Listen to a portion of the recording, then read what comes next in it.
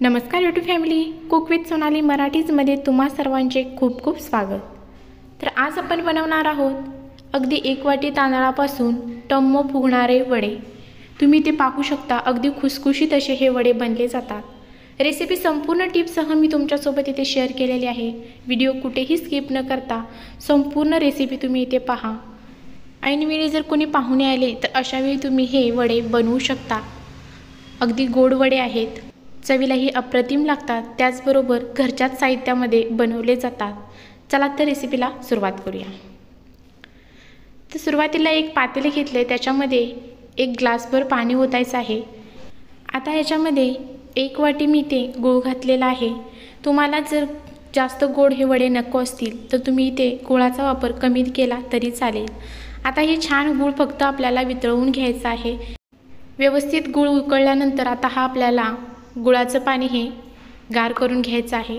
दुसरीकडे एका परातीमध्ये मी 1 वाटी तांदळाचं पीठ घेतलेलं आहे, त्याच वाटीने पाव वाटी अगदी गव्हाचं पीठ घेतलेलं आहे।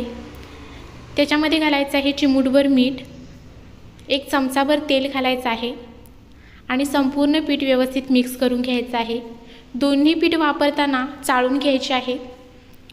आता याच्यामध्ये घालायचं आहे चिमूटभर हळद।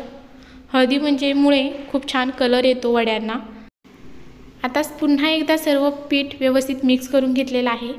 आता याच्यामध्ये आपण जे गुळाचं पाणी बनवून घेतलेलं आहे ते संपूर्ण पाणी घालायचं आहे, पण सुरुवातीला थोडंच वापरायचं आहे आणि शक्यतो हे गुळाचं पाणी गाळून घ्यायचं आहे, जेणेकरून त्याच्यामध्ये जर काही कचरा असेल तर तो बाजूला होईल।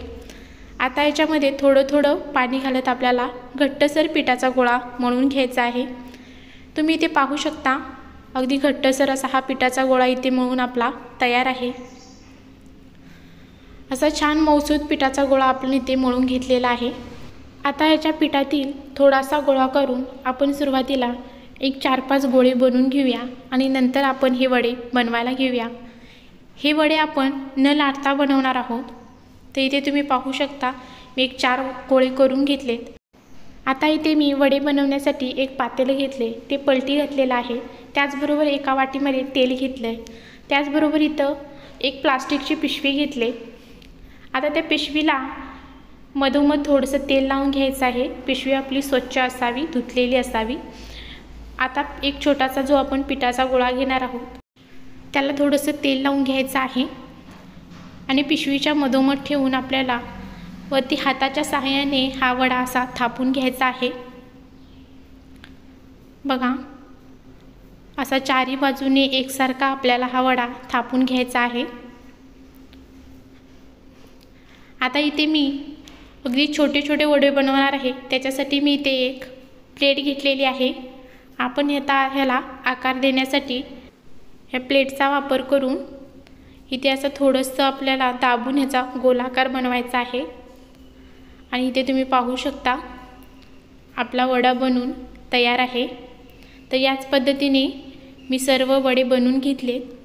आता गॅसवर कडकडीत तेल गरम करून घ्यायचं आहे आणि त्याच्यानंतर मीडियम गॅसची फ्लेम करून आपल्याला तेलामध्ये हा वडा सोडून घ्यायचा आहे आणि व्हिडिओमध्ये मी जसं दाखवत आहे तसं वडा सोडल्यानंतर वडाच्या वरच्या बाजूला थोडंसं असं तेल झाऱ्याच्या साहाय्याने वरच्या बाजूला सोडायचं आहे, जेणेकरून आपला वडा टम्म असा फुगला जाईल।